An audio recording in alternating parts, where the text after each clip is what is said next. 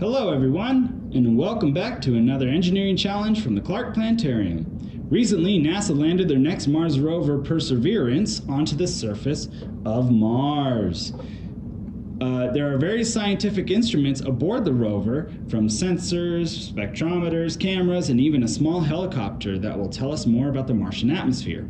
There are even 2 microphones aboard the rover that will capture sounds on Mars. This is significant because the Martian atmosphere is colder, less dense, and mostly made of carbon dioxide, and sounds may be different than here on Earth. Scientists think that sounds will be more muffled than on Earth, and high-frequency sounds will be harder to hear, due to the atmosphere being mostly carbon dioxide. Speaking of sound, how does sound travel? Well, it's actually pretty simple.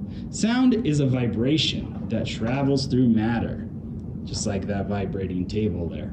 When particles of matter are held rigidly close together, like in a stiff solid, the sound travels more easily and does not lose very much energy. Conversely, when particles are connected more loosely, like in a piece of foam, or not at all, like in a gas, the sound does not travel as well and loses more energy.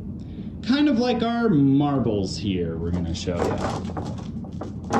In a gas, the particles are farther apart from each other, so more energy is lost and sound cannot travel as well. In a liquid, the particles are closer together per area and do not lose as much energy. This is why whale sounds can travel hundreds of miles through the ocean. Finally, in a solid, the particles are very close to each other, meaning that little energy is lost from particle to particle, and the sound can travel easier.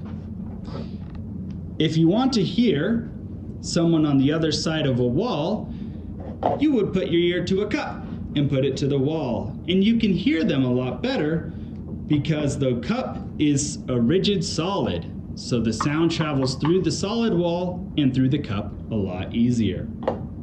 This is also why a string can carry whispers between 2 cups when the string is stretched tight.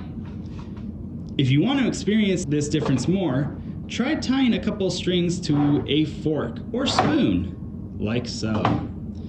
Wrap them around your fingers and hit the spoon or fork against an object, and you can hear the ringing of the fork a lot easier than through the air. The Martian atmosphere muffles sound because it is less dense than Earth.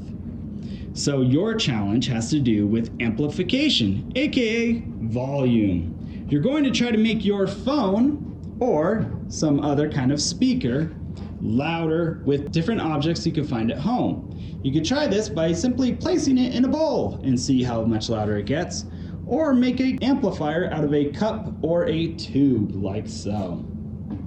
You also have a second challenge where you're going to try to muffle the sound.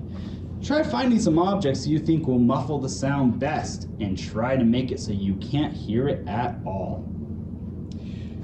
As a reminder, we have lots of cool engineering and sound stuff and other space science-y kinds of things here at the Planet Fun Store.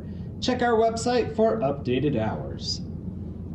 Thanks again for watching. Be sure to use #ClarkPlanetarium and #EngineeringChallenge when sharing your success with the world. See you next time, and happy engineering!